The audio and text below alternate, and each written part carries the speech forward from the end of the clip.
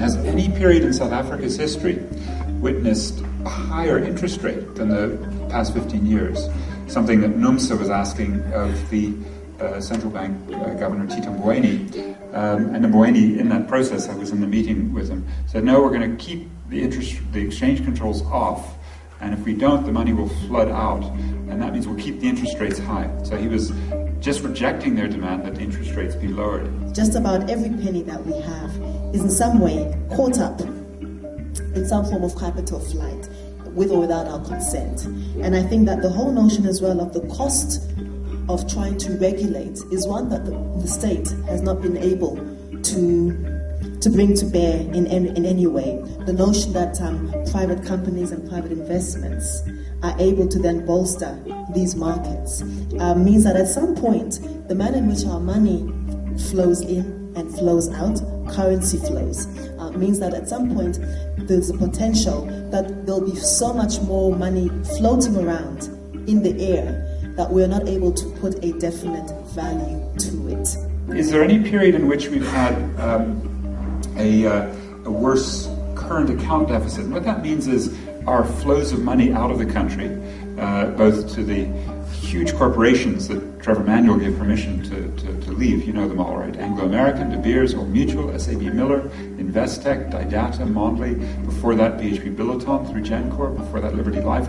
The huge companies that were our major investors are all London, Melbourne, New York, with a couple of exceptions, Afrikaner firms. Have we ever had as bad a balance of payments and current account outflow? And the answer is no. And in fact, The Economist magazine looked at the emerging markets, 17 of them, not long ago, and said, well, which is the most risky? What do you think, folks? The most risky emerging market, middle-income country in the world? It's South Africa. We don't control we don't control the prices. We don't control the pricing. We don't control how much money is flowing in and out. And then we lend irresponsibly. And then in the midst of all this, we then want to pretend that we are pursuing some kind of a developmental agenda when we're not. What we're doing is we are enabling a particular social apartheid, when enabling a particular social structure. And what we are doing in this regard is that we're sitting on some kind of a fool's paradise. And I say this because the kind of agenda that we have pursued leads to two things: rootless growth and voiceless growth. Rootless growth basically is that we may have the mechanisms for all of this infrastructural development, but we don't have the mechanisms for this development to filter through broad populace. And the second is voiceless growth, whereby because there's this deficit between democratic structures and participatory democracy, and all of the things that are happening in the economy, all of the things that are happening in the market, all we feel as communities is an instinctive sense of discontent and dissonance and distance from all of these processes that are taking place. So as a result, the byproduct of this is voiceless growth, whereby more and more of us feel really cheesed off and we're not entirely sure why.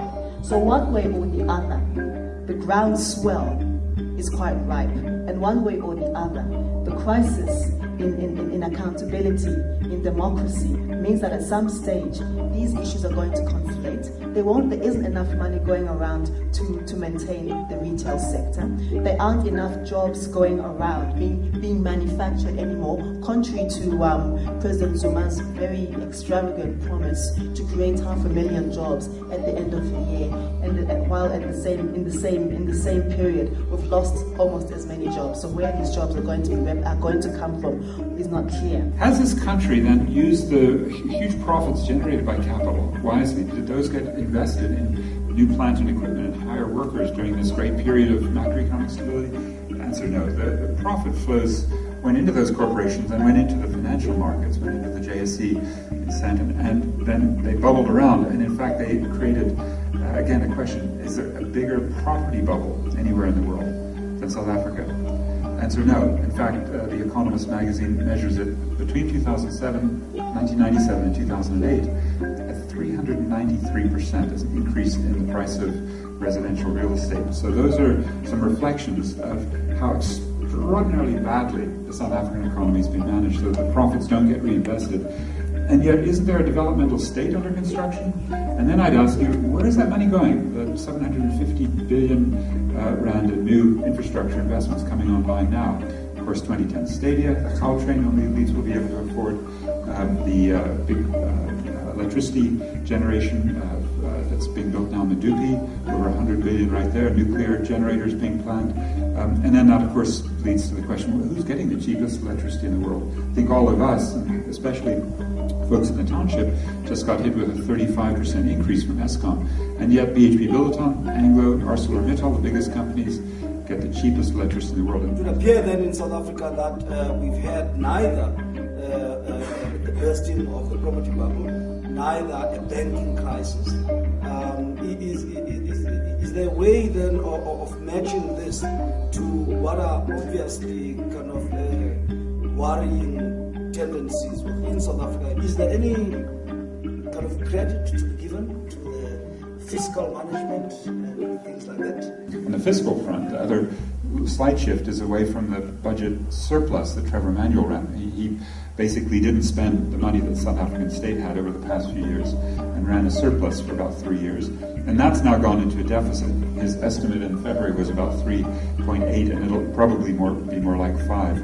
But running a little bit of a fiscal deficit, a budget deficit by the government, is a semi-Keynesian measure. But nothing near as big as what is needed. The U.S. deficit, what Lebohang kind of describes as a lemon socialism bailout of financial crony capitalists, is taking that to 13%. So we could have a much bigger budget deficit, as many advocates are demanding. And especially that instead of the money going to the elites through the sort of crony capitalist public works and infrastructure, rather that it go to the base.